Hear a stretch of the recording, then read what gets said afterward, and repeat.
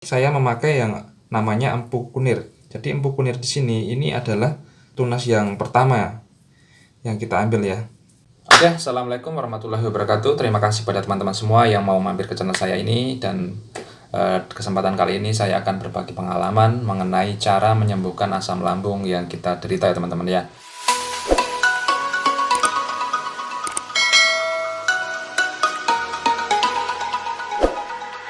Alhamdulillah setelah 4 bulan ini atau terhitung 4 bulan saya pernah merasakan yang dinamakan asam lambung.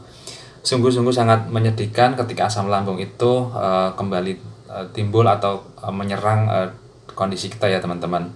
Yang ditakutkan ketika kita beraktivitas itu di luar rumah itu akan menyebabkan rasa yang membuat khawatir kita ya teman-teman ya. Oke, di sini saya akan bercerita penyebabnya apa yang terjadi mengenai asam lambung. Asal mula saya mempunyai asam lambung itu dikarenakan beberapa bulan lalu itu saya mempunyai riwayat darah tinggi teman-teman. Nah, dari darah tinggi itu saya berkonsultasi ke puskesmas. Setelah berkonsultasi ternyata benar saya darah tinggi, dan memang dikatakan itu saya terlalu banyak mengkonsumsi makanan yang tidak sehat, tentunya dari makanan yang terlalu banyak minyak atau berlemak. Kemudian saya diberikan obat anti nyeri ya teman-teman, karena memang kalau darah tinggi itu kepala sini pusing. Jadi kalau kita beraktivitas itu tentunya sangat mengganggu sekali ya teman-teman. Nah, setelah saya mengkonsumsi obat nyeri itu, memang darah tinggi saya itu sembuh ya teman-teman. Nyeri kepala saya itu sembuh. Tapi dibalik itu, karena lambung saya itu tidak kuat menahan obat yang anti nyeri tadi, itu jadinya terdapat luka lambung ya teman-teman, disebabkan obat anti nyeri. Tentunya banyak teman-teman yang mempunyai asam lambung itu tidak semua dari minum obat nyeri itu yang menyebabkan asam lambung. Tentunya banyak penyebab dari asam lambung itu, entah itu dari pola makannya, pola pikirnya, itu bisa juga dikatakan akan menyebabkan penyakit asam lambung. Dengan pola makan yang tidak teratur atau pola makan yang buruk tentunya akan bisa menyebabkan lambung kita akan mengalami luka ya teman-teman. Di sini saya akan berbagi pengalaman bagaimana sih saya mengobatin asam lambung ini, dan sampai alhamdulillah sampai sekarang ini bisa dikatakan sembuh ya teman-teman. Dulunya saya takut kalau ketika saya mau berpergian, itu benar-benar takut karena di lambungnya sendiri itu seakan-akan itu ada perasaan mau muntah ya teman-teman, seperti itu. Jadi saya merasa panik. Ketika mau makan apa aja itu selalu berpikiran, nanti ketika saya makan ini perut saya mesti selalu ada gejala-gejala yang sangat-sangat tidak enak ya teman-teman. Nah, di sini saya menjelaskan makanan apa saja yang memang kita hindari ya teman-teman. Itu memang makanan yang tentunya pedas, kecut, ataupun yang makanan yang berminyak atau berlemak di situ, karena lambung kita tentunya karena ada luka. Jadi di situ teman-teman harus mengkonsumsi makanan yang memang hambar ya teman-teman. Untuk sementara itu hambar seperti dikatakan bubur atau oatmeal ya teman-teman. Saya cukup mengkonsumsi oatmeal, saya campur dengan madu.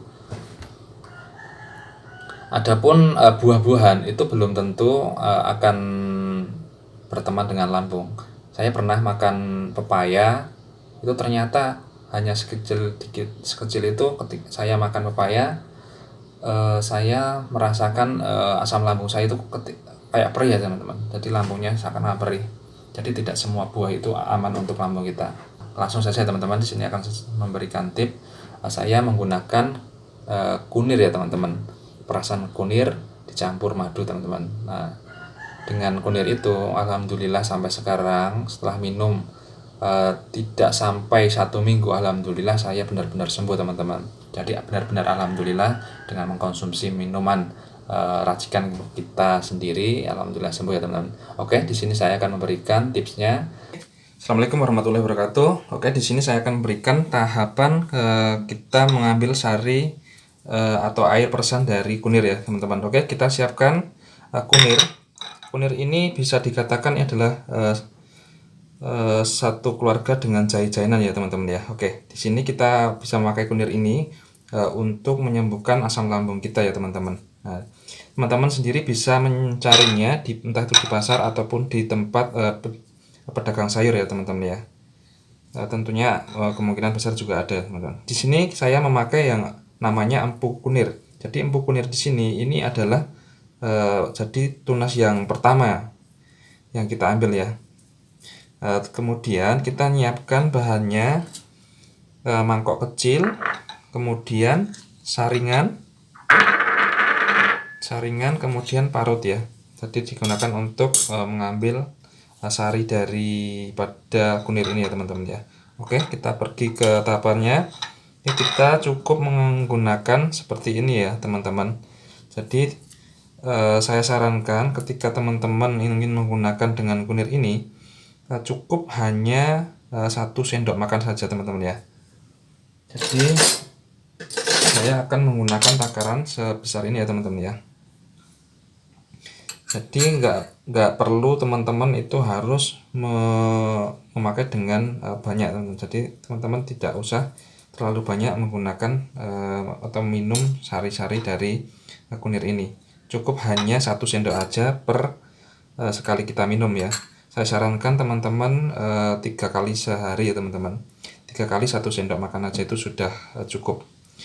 Karena ketika teman-teman terlalu banyak mengkonsumsi kunir, tentunya juga ada efek-efek yang mungkin tidak baik untuk badan kita ya teman-teman ya. Oke, mari kita lanjutkan. Sini kita akan mengambilnya dari empunya kunir ini ya teman-teman. Karena perbedaannya empu kunir ini akan mengandung banyak larutan atau mengandung banyak sari-sari kunir tadi ya teman-teman, yang bisa digunakan untuk mengobati asam lambung teman-teman.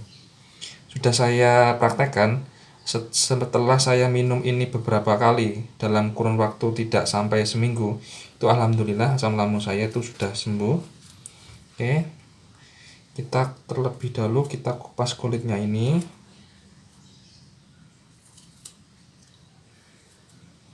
Jadi teman-teman tidak perlu banyak menggunakan kunirnya teman-teman, cukup segini aja, itu sudah cukup untuk 1 kali minum ya teman-teman ya. Oke, kita kupas.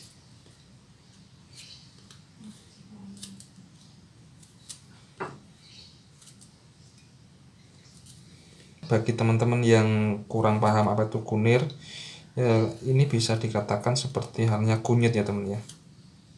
Ini tergolong dari jahe-jahenan. Teman-teman bisa mencarinya entah itu di pasar ya teman-teman. Bilang aja kunir gitu ya. Karena kunir sendiri ini ada 2 versi ya, kunir putih dan kunir seperti ini ya. Saya lebih suka menggunakan kunir ini, tapi kunir putih itu juga kemungkinan bisa ya teman-teman ya, tapi saya menggunakan kunir seperti ini. Nah, setelah seperti ini kita langkah baiknya kita cuci dulu ya teman-teman dengan menggunakan air.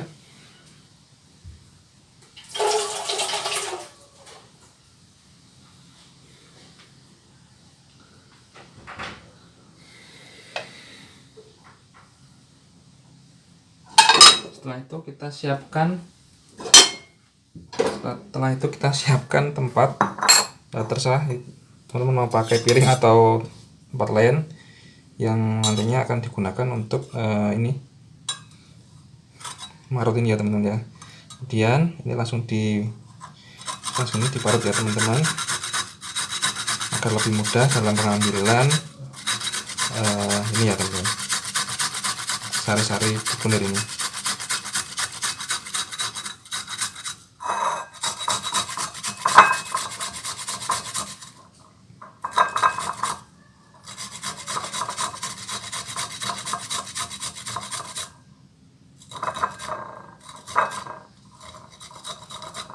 Setelah dirasa cukup halus, oke, teman-teman bisa mengambil ini ya teman-teman.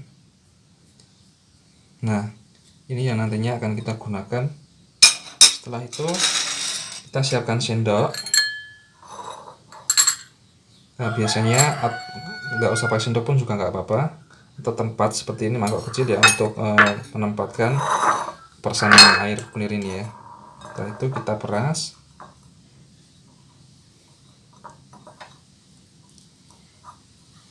Oke, cukup segini, seperti ini ya teman-teman, cukup segini aja. Ini udah cukup ya teman-teman ya. Kemudian langsung diperas ya teman-teman.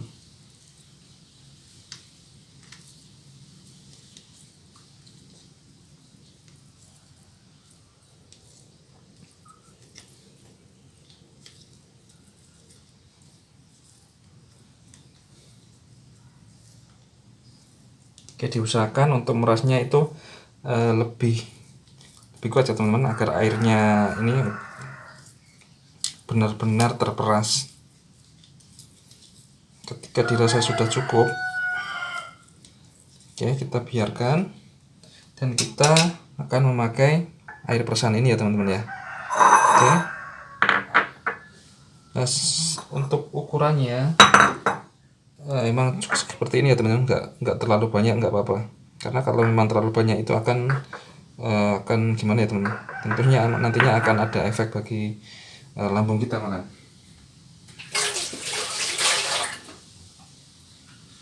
Oke, seperti ini bisa digunakan langsung diminum teman-teman, tapi kalau memang dirasa kurang enak, bisa juga ditambahkan dengan madu seperti ini ya teman-teman ya.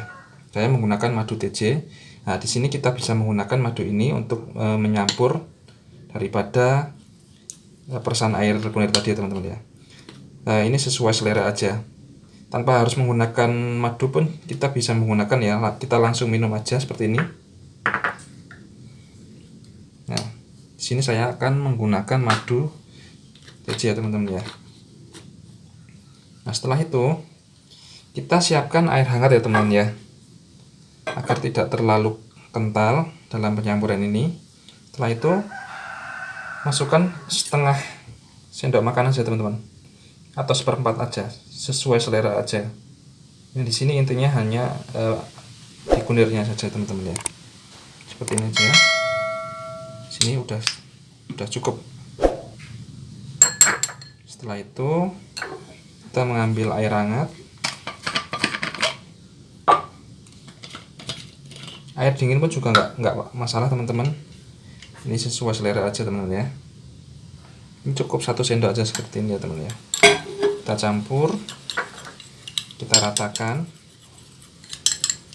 agar bisa mendapatkan rasa yang manis. Tentunya bagi teman-teman yang tidak suka dengan rasa asli kunir, tentunya teman-teman bisa memasukkan daripada madu ini. Tapi tanpa harus memakai madu pun juga tidak masalah. Oke, setelah dirasa tercampur ini ya teman-teman, nah ini bisa langsung diminum ya teman-teman. Di sini bisa langsung diminum, dan mudah-mudahan dengan sehari 3 kali, mudah-mudahan tidak sampai seminggu sakit lambung teman-teman akan alhamdulillah akan pulih lagi. Jadi intinya di sini teman-teman harus benar-benar istiqomah dengan harapan kita membuat larutan ini, semoga lambung kita akan sembuh ya teman-teman, dan terbebas dari asam lambung. Cukup sampai situ saja teman-teman. Terima kasih. Assalamualaikum warahmatullahi wabarakatuh. Nah teman-teman, oke, dengan video yang saya cantumkan tadi, di situ adalah cara pembuatan racikan ya, racikan untuk menyembuhkan asam lambung kita. Semoga dengan video saya ini bisa bermanfaat bagi teman-teman semua dalam penyembuhan, mengendalikan asam lambung teman-teman, dan supaya teman-teman bisa beraktivitas seperti biasanya kembali, seperti dahulu sebelum punya asam lambung ya teman-teman. Oke, terima kasih dengan video ini. Jangan lupa subscribe teman-teman, jangan lupa subscribe dan like. Semoga video ini dapat bermanfaat bagi teman-teman semua. Oke, assalamualaikum warahmatullahi wabarakatuh.